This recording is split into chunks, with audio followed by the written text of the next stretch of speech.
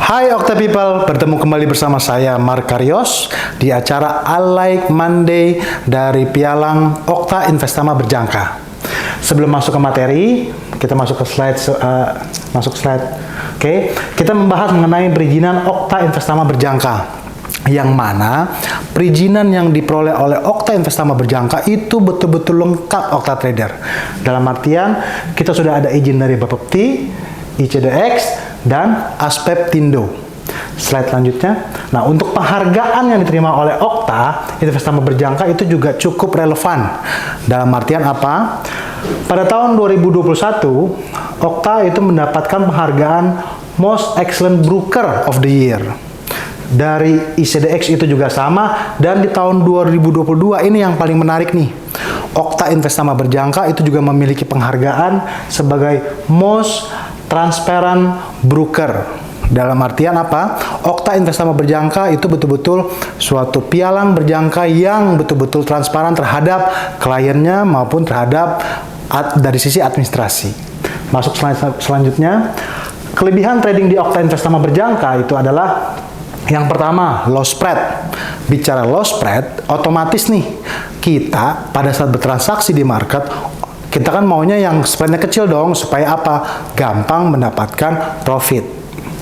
Kemudian low commission, free swap. Nah, free swap ini juga unggulan kita nih, karena apa? Bagi trader-trader yang suka untuk nginep nih tradingannya, jangan khawatir lagi mengenai masalah swap, karena tidak ada nih biaya inap di Okta Investama Berjangka. Kemudian proses withdrawal yang cepat. Untuk bicara withdrawal, biasanya broker itu di atas jam 12 siang itu sudah tidak untuk hari selanjutnya. Tetapi kalau kita itu tidak, tetap dilakukan secara administrasi untuk proses withdrawal. Slide selanjutnya. Untuk media sosial Okta Investama Berjangka itu juga kita memiliki adanya Facebook, Instagram, YouTube, dan Twitter. Nah, tanpa menunggu waktu lama lagi, disclaimer, materi ini bersifat referensi dan bukan untuk rekomendasi melakukan transaksi. Trading produk berjangka dan komoditi memiliki risiko besar, berpotensi mengalami kerugian. Kita masuk ke materinya. Nah, ini nih, rekan-rekan trader Okta sekalian.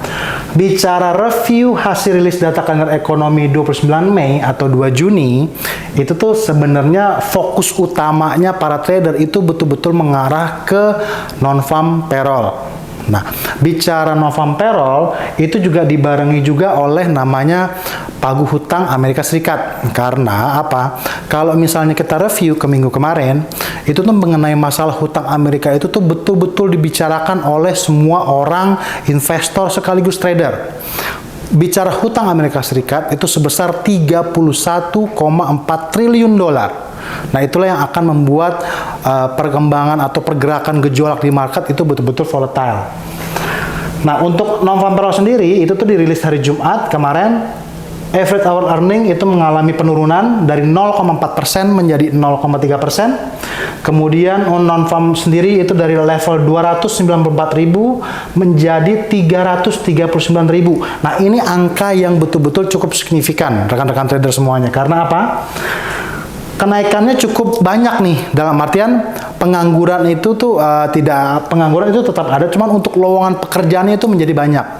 Nah, untuk unemployment rate itu dari level 3,4% menjadi level 3,7%. Slide selanjutnya.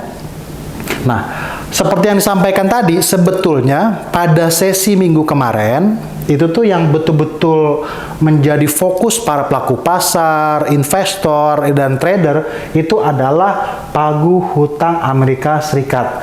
Cuman endingnya, akhirnya kabar baik untuk kita semua.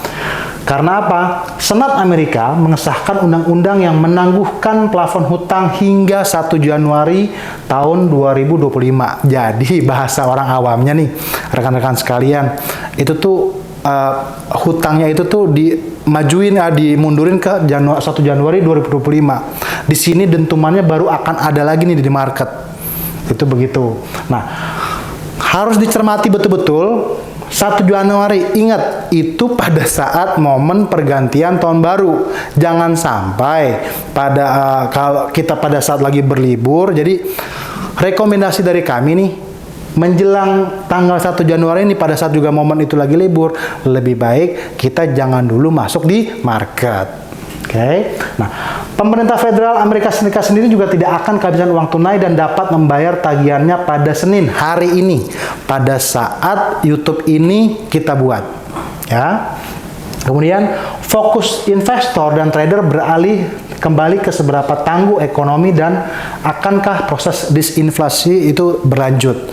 Nah, kalau bicara hutang itu sudah terbayarkan untuk sementara ditangguhkan, itu tuh berarti ujung-ujungnya apa? Kebijakan-kebijakan yang ada selama ini nih gimana nih relevansinya? Apakah itu akan kembali menjadi bagus atau tidak? Karena kalau misalnya dibilang bagus, memang betul adanya inflasi di Amerika Serikat itu sekarang berada di level 5,5%. Sementara suku bunganya itu juga ada di level 5,25% sampai dengan 5%. Jadi ibarat kata masih zero sebenarnya, masih break even. Ya. Oke, slide selanjutnya. Dari berita yang kemarin, itu tuh kita otomatis membahas mengenai dampaknya terhadap dolar Amerika Serikat itu sendiri gimana sih?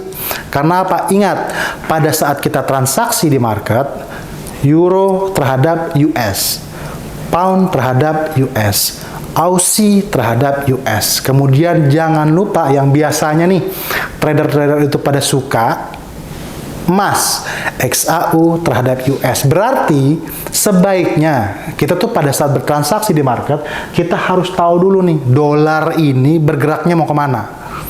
Itu begitu. Ya. Nah, greenback menguat terhadap sekeranjang mata uang utama lainnya pada akhir perdagangan Jumat kemarin setelah data penggajian non-farm menunjukkan jumlah pekerjaan yang melonjak. Indeks US dollar yang mengukur greenback terhadap 6 mata uang utama itu naik 0,43% menjadi 104,006. Jadi dalam artian apa? Begitu rilis data non-farm, euro itu langsung turun. Pound langsung turun. Begitupun juga dengan emas. Nah, disitulah. Nah, relevansinya terhadap kebalikannya itu bagaimana? USD terhadap Swiss franc itu naik, USD terhadap yen itu naik, USD terhadap Kanadian itu juga mengalami rebound atau bouncing.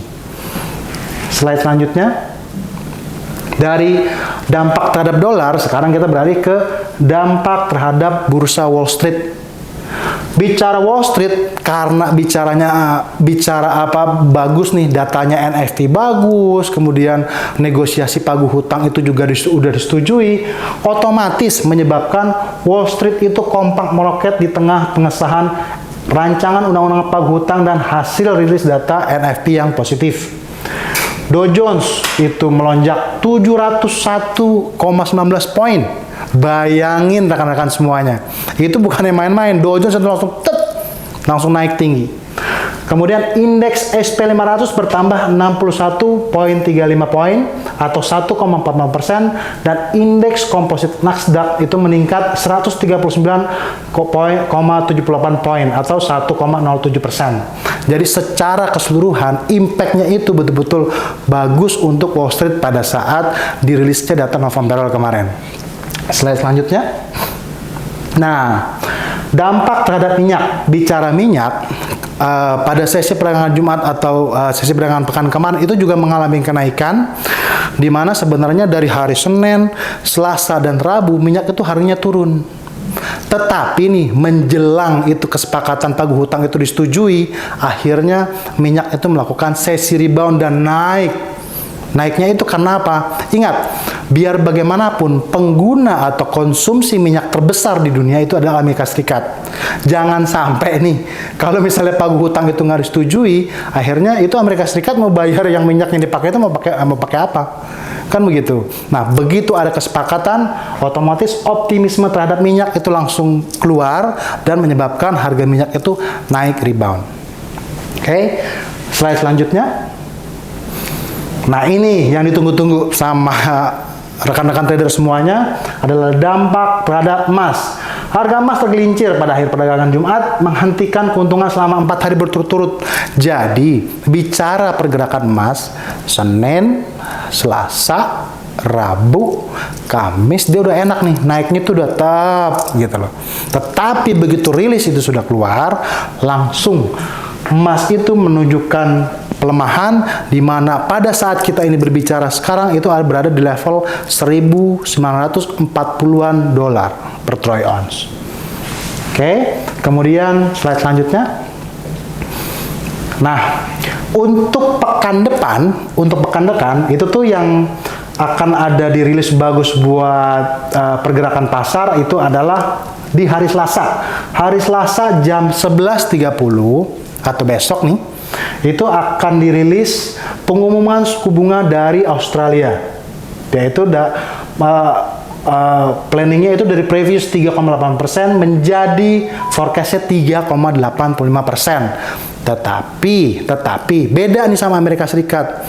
Kalau misalnya Okta Traders kalian jeli, ya, tadi seperti dikatakan tadi, informasinya apa? Untuk Fed rate itu bunganya 5,25 sampai dengan 5,5%. Inflasinya itu 5,5%. Dalam artian apa? Masih balance.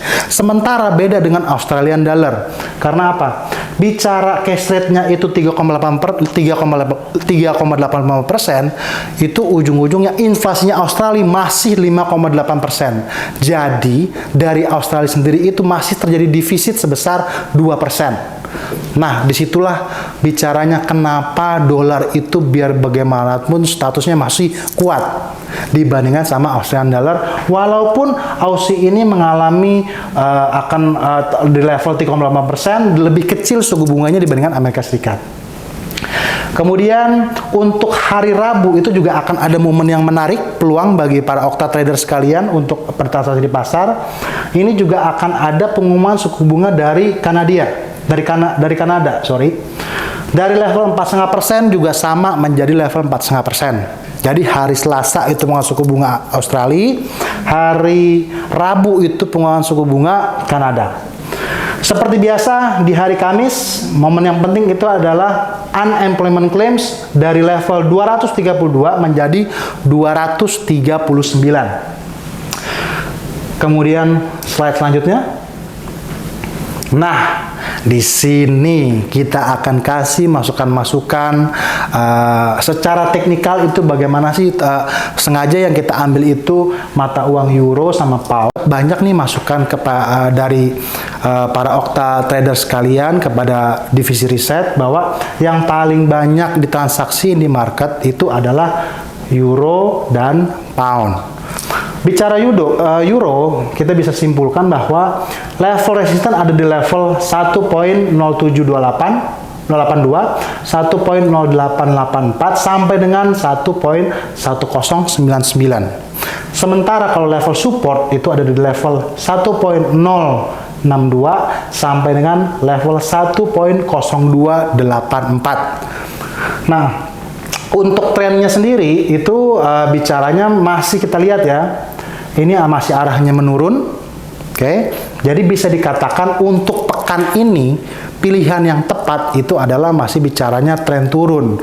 Tetapi jangan sampai dia itu breakout di level 1.0785. Karena kalau misalnya itu potensi itu tembus ke atas, itu berarti ada potensi untuk meneruskan pergerakan ke level selanjutnya di 1.0884. Ya, nah itu untuk euro. Jadi bicaranya sama ya, itu trennya masih terlihat untuk turun, tetapi tetap waspada sama pergerakan rebound. Nah, untuk pound sterling sendiri, tren juga masih sama, itu masih arah ke arah moving average 200. Dengan resisten pertama itu ada di level 1.2546 sampai dengan 1.2743. Untuk secara detail nanti itu akan dari tim edit kita itu akan melihat nih support resistennya itu ada di mana, yang betul-betul angkanya pastinya. Oke. Nah, kalau untuk level support sendiri itu level support pertama secara time frame satu hari ya, itu ada di level 1.2375 sampai dengan 1.2151. Tren euro sama pound itu masih dikatakan turun. Berarti pilihannya adalah sell limit atau sell stop. Bicara sell limit itu berarti apa? Mencari harga yang tinggi, tetapi ingat waspada breakout di level resisten pertama untuk euro dan pound sterling. Slide selanjutnya. Untuk support dan resisten indeks saham itu untuk bicaranya Wall Street itu sendiri, Dow Jones. Jadi Wall Street itu tuh rekan-rekan sekalian itu tuh sebenarnya ada 3. Ada Dow Jones, ada Nasdaq, ada SP500. Dow Jones itu merupakan keseluruhan dari pergerakan saham-saham Amerika. Sementara kalau misalnya bicaranya Nasdaq itu merupakan kumpulan saham-saham teknologi. Karena apa? Biar bagaimanapun Amerika sebagai negara besar itu betul-betul teknologinya itu maju. Jadi apa? Perusahaan-perusahaan yang teknologinya seperti Microsoft, Facebook, Apple itu tuh betul-betul dirangkum.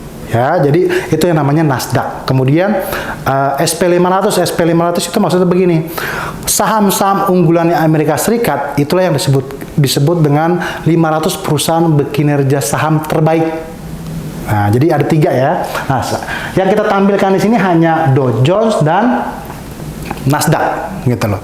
Karena begini, kalau bicara Dow Jones itu sebenarnya masih sideways. Terlihat jelas ini di grafik gitu loh. Tetapi kalau Nasdaq ini nih yang pengen kita sampaikan kepada rekan-rekan Okta People sekalian. Karena apa? Bicara Nasdaq ini sudah jelas betul trennya itu lower high, lower high, lower high, lower high. Karena apa? Ingat, biar bagaimanapun kalau rekan-rekan trader sekalian jeli, AI itu tuh betul-betul lagi sekarang membooming, viral. Oke. Nah, AI itu bicaranya adalah industri teknologi. Itulah yang menyebabkan akhirnya Nasdaq ini mengalami kenaikan yang cukup signifikan. Itu yang bisa memberikan peluang bagi rekan-rekan Okta trader sekalian untuk bertransaksi juga atau lihat perkembangannya di Nasdaq. Oke, nah resisten pertama itu di level 14.646 sampai dengan level 15.366. Sementara support pertama itu di level 14.223 sampai dengan 13.462. Jadi ingat ya, bicara momen di pasar, clue, bocoran, info itu ada di Nasdaq.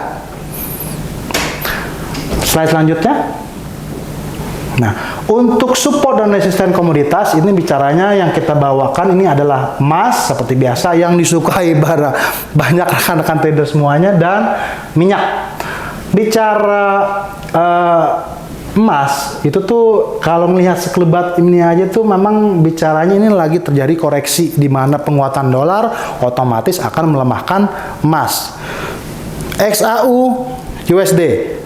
XAU-nya berarti USD-nya itu menguat, itu akan menarik emas ke bawah.